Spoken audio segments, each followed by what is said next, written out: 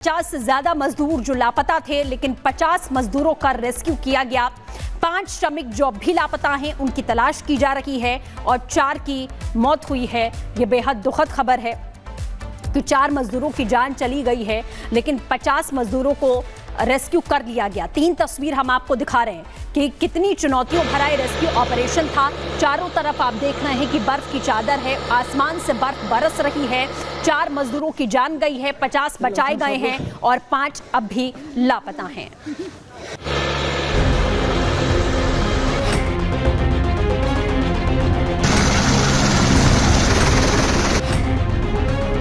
चमोली में ग्लेशियर में फंसे मजदूरों को बचाने के लिए युद्ध स्तर पर बचाव और राहत का काम जारी है।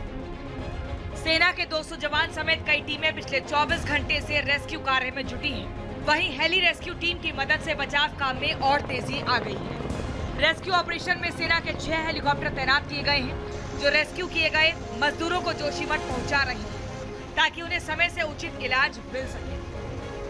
देखिए हेलीकॉप्टर यहाँ पर उड़ना शुरू हो गया। जूम करिए आकाश, हेलीकॉप्टर ऊपर हम आपको दिखा रहे हैं। जो रेस्क्यू ऑपरेशन में इस समय दिक्कतें आ रही थी, अब फिलहाल देखिए ऊपर जो एयर एम्बुलेंस है, जो सेना का हेलीकॉप्टर है, वो इस समय अब जाने लगा है और अब जल्द ही जो है रेस्क्यू ऑपरेशन में तेजी आए।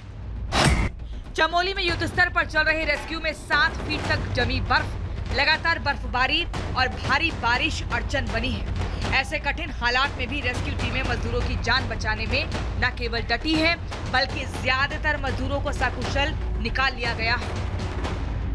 माड़ा गांव के पास एवलांच में फंसे 55 मजदूरों में से ज्यादातर मजदूरों को सकुशल निकाल लिया गया है। इनमें से एक मजदूर की मौत की खबर है, जबकि बाकी मजदूरों की तलाश जारी है। Army, ITBP, NDRF, SDRF, dog squad, PRO, स्थानीय प्रशासन, वायुसेना, यूकाड़ा समेत कई एजेंसियां रेस्क्यू अभियान में जुटी हैं। तो एनडीआरएफ की लगभग रेस्क्यू ऑपरेशन के लिए 50 से ज्यादा गाड़ियां देखिए इस समय तैनात हैं। लगभग 2 किलोमीटर का लंबा ये जाम, और एनडीआरएफ के खोजी कुत्ते कैसे उन जो मजदूर 22 मजदूर फंसे हैं उनको बाहर निकाला जाए, इनकी मदद भी अब ली जाएगी, क्योंकि 24 घंटे से ज्यादा का वक्त हो गया। उत्तराखंड में मौसम बहुत बड़ी बाधा बन रहा है रेस्क्यू ऑपरेशन में। जवान, एनडीआरएफ के जवान, SDRF के जवान और तमाम ये खोजी कुत्ते भी जो यहाँ पर आप देख रहे हैं, मुस्तैदी आप देख पा रहे हैं उत्तराखंड सरकार की कि कैसे मजदूरों को जल्द से जल्द निकाला जाए जो पहाड़ पर यह हादसा हुआ एवलांच का, क्योंकि उनकी जान को बचाना इनका पहला मकसद है। वहीं प्रदेश के मुखिया CM पुष्कर सिंह धामी आज सुबह जोशीमठ पहुंचे और हवाई सर्वे कर रेस्क्यू कार्यों को खुद देखा और घायल मजदूरों से मुलाकात भी की। CM धामी ने पीड़ितों को उचित इलाज का भरोसा दिया और आनंद फानन में देहरादून पहुंचकर बड़े अधिकारियों के साथ बैठक भी की। वहीं PM मोदी ने भी CM धामी से फोन कर हादसे की जानकारी ली। बचे हुए 7 लोग हैं, उनको भी जल्दी ही निकालने के लिए युद्ध स्तर पर काम किया जा रहा है। यहाँ से भी सभी तैयारियां की गई हैं।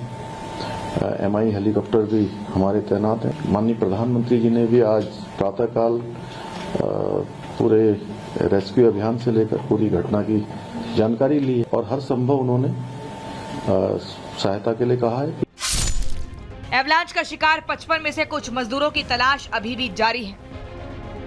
इनमें से ज्यादातर मजदूर बिहार, उत्तराखंड और उत्तर प्रदेश से हैं।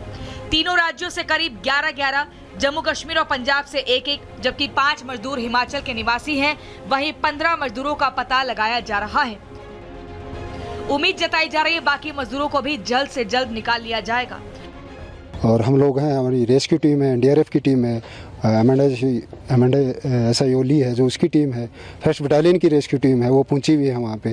तो आई होप शाम तक आपको अच्छी खबर मिलेगी।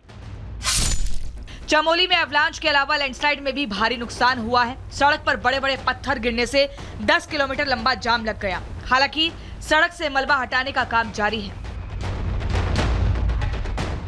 उत्तराखंड समेत सभी पहाड़ी इलाकों में खतरा बना हुआ है। मौसम विभाग लगातार चेतावनी जारी कर रहा है। ऐसे विषम हालात में हैवी स्नोफॉल के बीच जवान रेस्क्यू में जुटे हैं और CM धामी अपने एक्शन से अधिकारियों का हौसला बनाए हैं। Bureau report, Republic Bharat. तो हिमाचल प्रदेश में पिछले 3 दिनों से भारी बारिश और बर्फबारी हो रही है। मूसलाधार बारिश और बर्फबारी से कई जिलों में मुसीबत बढ़ चुकी है। कुल्लू में बादल फटने से भारी नुकसान हुआ है। बाढ़ और लैंडस्लाइड से करीब दर्जन भर गाड़ियां क्षतिग्रस्त हो गई हैं। कुल्लू के कई इलाकों में जो गाड़ियां हैं वो कैसे बह गई, तस्वीरें आई सामने। कुल्लू में 900 से ज्यादा बिजली के ट्रांसफार्मर बंद पड़े हैं। तस्वीरें हम लगातार आपको दिखा रहे हैं। भूस्खलन की तस्वीरें हैं। सोचिए, गाड़ियों को अंदाजा भी नहीं था किस तरह से कहीं रोड धंस गई, भूस्खलन हो गया और जो जहां है वो वहीं रुकने के लिए मजबूर हो गए। ये देखिए, ये जो गाड़ी है ये किस तरह से धंस गई। ये रोड पर थी, चूंकि जो भूस्खलन हुआ उसके बाद ये जो गाड़ी है ये धंस जाती है। कई गाड़ियां ऐसी हैं जो अभी भी पानी की चपेट में हैं। तो आप ये समझिए जो स्थितियां हैं वो किस तरह से पहाड़ों पर इस वक्त विकट बनी हुई है। और हमारी सहयोगी ऋतु ने वहां पर एक रिपोर्ट भेजी है, वो देखिए। इस वक्त मैं मौजूद हूँ कुल्लू शहर के आसपास और यहाँ पर बीते दिन जिस तरीके से तेज बारिश हुई थी, उस बारिश के बाद का मंजर आपको दिखा रहे हैं किस तरीके से व्यास नदी का जो प्रकोप है वो यहाँ पर बढ़ता हुआ नजर आया था। और इसी प्रकोप के जो अंश है वो हम आपको दिखा रहे हैं किस तरीके से गाड़ियों को बहा ले गया, जो बहाव है।